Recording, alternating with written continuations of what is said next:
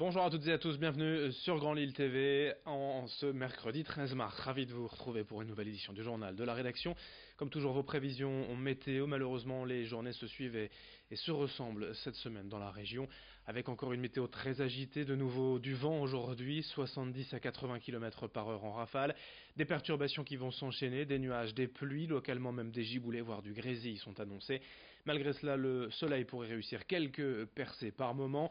Pour les températures, comptez 9 degrés cet après-midi à Lille. Les prévisions météo complètes, bien sûr, après ce journal. À la une de cette édition, après 4 ans de commémoration de la Première Guerre mondiale partout dans la région, en 2019, l'heure est au bilan des retombées touristiques et économiques. Car si cela n'était bien sûr pas le but premier, les Hauts-de-France ayant été particulièrement touchés par la Grande Guerre, nombreux sont ici les sites d'envergure à avoir été visités durant ces 4 années de commémoration. Ainsi, le tourisme de mémoire 14-18 a fait venir plus d'1 200 000 personnes en 4 ans dans la région. Selon les estimations, les dépenses de ces visiteurs ont atteint près de 270 millions d'euros. Explication complémentaire recueillie par Lucille Berthe-Constant. Alors le tourisme mémoriel, c'est à peu près 93 millions d'euros autour de la Première Guerre mondiale. Et autour de ce centenaire, ça a été dont 22 millions d'euros uniquement autour de ce centenaire pour les territoires des Hauts-de-France et du Grand Est. C'est non négligeable pour des territoires souvent ruraux qui voient leur économie commerciale, leur économie touristique, l'hébergement, la restauration qui profitent de ces événements. L'information directement à Lille, c'est déjà la préparation de la rentrée scolaire 2019 et les suppressions de classes, comme toujours annoncées par le ministère de l'Environnement. Sans surprise, Martine Aubry a tout de suite réagi en pointant du doigt, je cite, les incohérences du plan de rentrée. Selon la maire de Lille ici, contrairement à d'autres grandes villes françaises, le nombre d'élèves a augmenté dans les écoles, passant de 12 679 l'an dernier à 12 748 cette année. Or, 10 fermetures de classes ont été annoncées par l'Éducation nationale. En écrivant récemment au ministre, Martine Aubry assure en avoir sauvé 3, mais pour elle, il faut faire plus, notamment avec le doublement des classes de CE1 prévues en septembre dans les écoles dites en difficulté. Il n'y aura, selon elle, pas assez de postes d'enseignants. On écoute Martine Aubry au micro de Xavier Silly. Cette année, avec la classe de CE1 dédoublée, eh bien là, on n'est pas du tout à la hauteur. Je vous donne qu'un seul chiffre donné par l'Éducation nationale. Ils ont 190 classes à dédoubler dans le Nord, ils n'ont que 44 postes en plus. Donc, on doit supprimer des classes. Ce qui veut dire que pour dédoubler, et nous y sommes favorables, les CP, les CE1 dans les écoles, notamment en difficulté, on est obligé de fermer des classes maternelles, des CE2, des CM1, des CM2, et donc d'augmenter le nombre d'enfants par classe. Dans une ville comme la nôtre, où d'abord on a beaucoup d'écoles en difficulté, d'enfants en difficulté, mais aussi où on a une mixité sociale dans la plupart des écoles. Et donc on a besoin, on ne peut pas penser aujourd'hui acceptable qu'on ait 30 élèves dans une maternelle, 29 élèves, alors qu'on est dans des écoles mixtes où il y a des enfants à accompagner et à suivre. Allons également à Béthune dans ce journal pour découvrir le seul monument historique de la région sélectionné pour la nouvelle édition du Loto du patrimoine, imaginé par Stéphane Bern. Il s'agit du Beffroi, bien installé sur la Grand Place depuis 1346. Classé monument historique en 1862 avant d'être détruit en partie durant la Première Guerre mondiale. Il a ensuite été reconstruit dans les années 1920. Selon la ville, 1 300 000 € sont déjà prévus pour sa restauration. L'argent récolté par le Loto du patrimoine viendra en bonus. Le Beffroi de Béthune fait donc partie des 18 monuments sélectionnés à travers la France pour cette nouvelle édition, le seul choisi dans les Hauts-de-France. Explication avec le maire de Béthune sur la Grand Place, au micro de Margot Sey.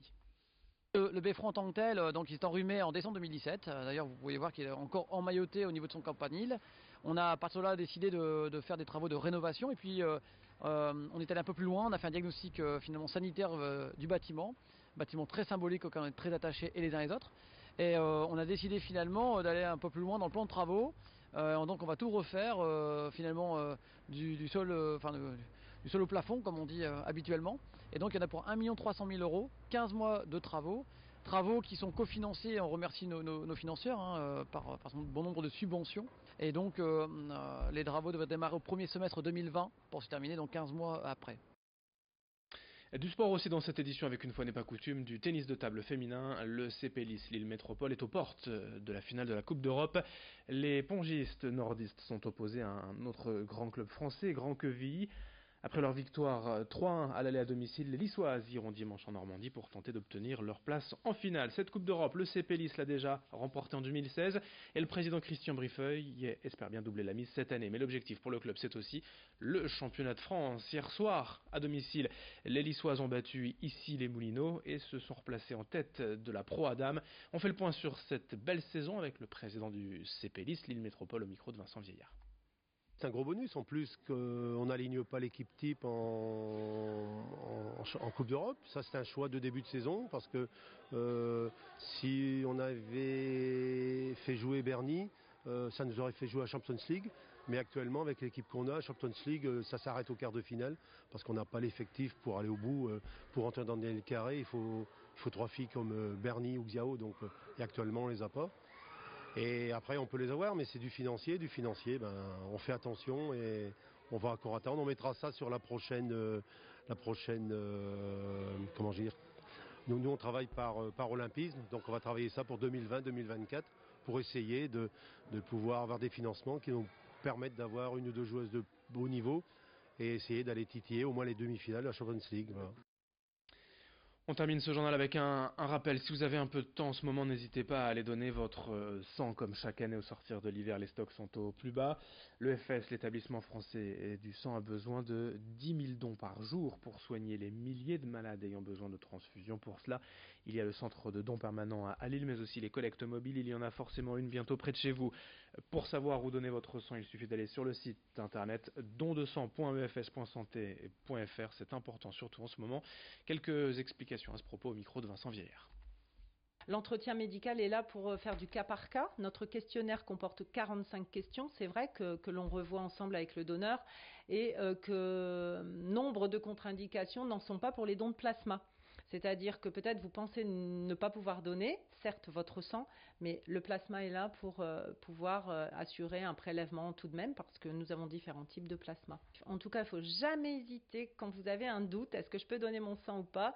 Eh bien, téléphonez-nous, passez, demandez à rencontrer un médecin, posez la question à un médecin et comme ça, on vous aiguillera et on vous dira si oui ou non vous pouvez donner et si oui ou non, quel type de don. Fin de cette édition, merci à vous de l'avoir suivi. D'autres infos à suivre dans un instant sur Grand Lille TV.